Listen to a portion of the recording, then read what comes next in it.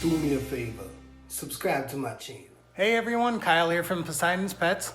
So tonight I've got a real short video for you. I just wanted to keep you guys updated on any changes that I make.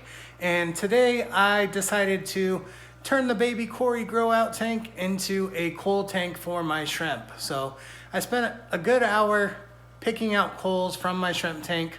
If you have followed any of my past videos, you know that I did mix my blue velvets with my red caridina, and they kind of created this wild type Neocaridina. And this is known to happen. It's something that does happen when you mix colors.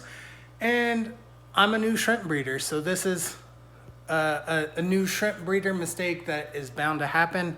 And I knew better, but I wanted blue shrimp, I wanted red shrimp, and I wanted them in the same tank because I've got a lot of fish tanks as it is.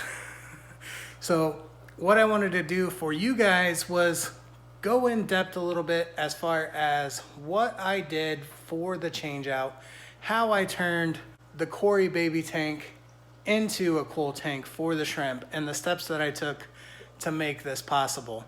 So it's not hard, and with the knowledge that I have, I knew what I needed to do and what steps I needed to take, but I wanted to run you guys through that real quick so that way you can see what I would do as somebody who has bred shrimp and has set up a shrimp tank and has failed miserably and gone through everything that's needed for this. So I wanted to show you those steps and what I did. Before I get into this, do me a huge favor, leave me a comment down below on what you think about my channel and my videos and how I've been doing this last year. And if there's something that you want to see or something different that you want to see on my channel, let me know and I'll definitely take that into consideration. Do me a favor, hit that like button, hit the subscribe if you haven't already. That way you can see the future updates on this tank and all my other tanks that I do as well. So thanks again, and we'll get right to it. So we are going to go no tripod today. So I do apologize for any shaky movements or anything that you may hear as far as just holding my phone. But the first thing that I did was I removed all of the fish from this tank and I completely drained it. I've unplugged my heater, so there's no heater in here. The temperature is sitting at about 73 in my garage. I refilled the tank with RO. It was coming out about TDS of 15, and with draining the tank I wasn't able to get all of the water out, so once I refilled it with all 20 gallons I was sitting at about 50 TDS. And if you are a shrimp keeper, more than likely you have a TDS pen, and this thing has helped me so much as far as just keeping my water parameters where they need to be. What I use to remineralize my tank is I just use shrimp mineral, GH and KH+. I mixed in about 4.5 of the little spoons that it comes with, and that brought me to about a TDS of 200 to 220. So just so you guys could kind of see that real quick. So first reading that comes up 211. We want to be around a TDS of about 200 to 250 for Neocaridina shrimp, and that is going to give you the water parameters that you need for these shrimp to just be healthy and be happy. Another thing that I did was I mixed in just a little bit of Bacter AE and Shrimp Fit Plus.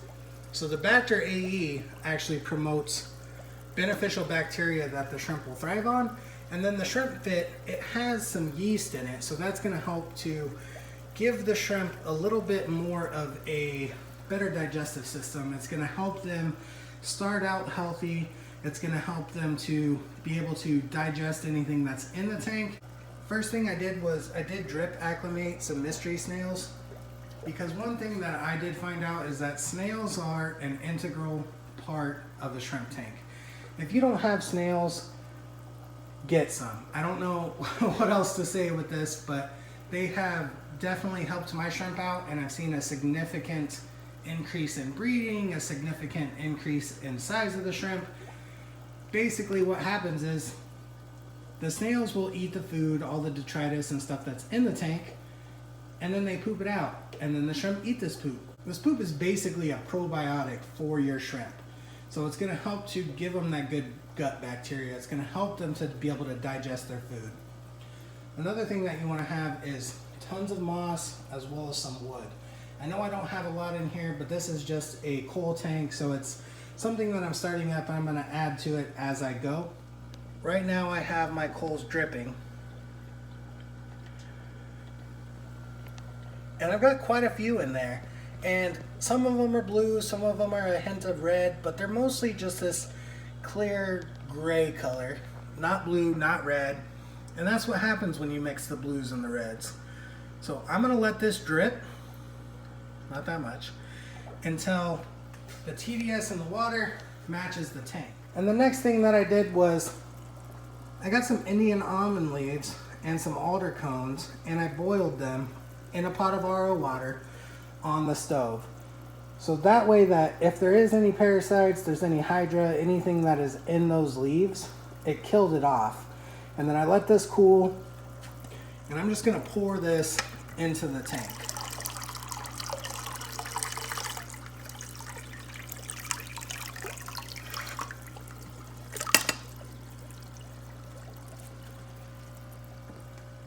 So as those leaves break down, as those alder cones break down, they're gonna release tannins, which are good for the shrimp, but the shrimp will actually feed off of them too. They're gonna create a biofilm that the shrimp will feed on, and that's gonna help with their gut bacteria as well. So you want as much microfauna, as much microflora in this tank as you can. So you want algae, you want little critters, because the shrimp use those to create this little ecosystem.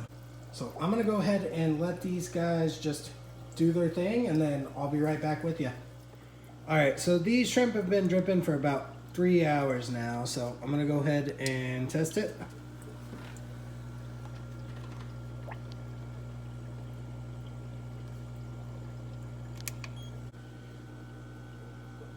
And we're right at 215. And 215. Now that these guys are properly acclimated, let's go ahead and release them to the tank and see how they like it. I don't know why I find this so funny, but they've been non-stop just circling in this bowl since I've put them in there. It's almost like they're racing.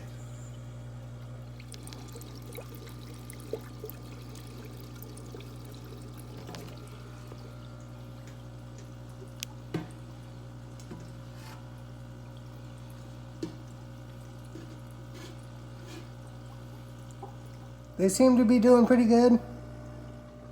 Now that they're all in their new home, they can be free to explore and enjoy this new tank as they see fit.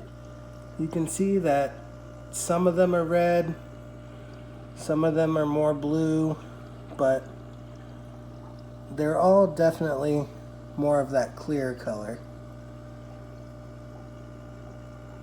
So we'll see how these guys do and see what kind of offspring that they throw in this tank. I've never been able to kill culls.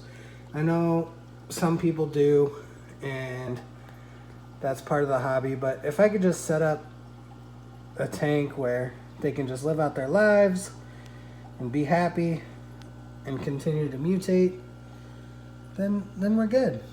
Like, who knows, maybe down the road these guys will throw some color that we've never seen before, or something that I don't have already. I'm excited to see how these guys do and how they like their new home. See, there's no reason that we need to kill our culls. We can just set up another tank and have them happy, let them live out their non-colorful lives, and who knows, maybe one day they'll throw some colors that you weren't expecting. But I'm excited for them. I'm glad that they're out of my main tank and I can start to perfect the colors that I have in there. And at some point, I am going to have to separate my blue Neocaridina out of there, because we're just going to get more of these guys. And not that I don't love having more shrimp, but if we could have more colorful shrimp, that would be ideal. And as these guys get bigger, as they start to color up more, and start to breed, I'll keep you guys updated. Hey everyone, thank you so much for watching. I definitely appreciate it. Do me a huge favor, hit that subscribe button, hit that bell. That way you get notified of any videos I do in the future, and that way you could kind of see how this tank is turning out, how my other tanks are turning out, and anything else that I produce as far as content for you, you can see as well. So thanks again for watching, and enjoy the rest of your day.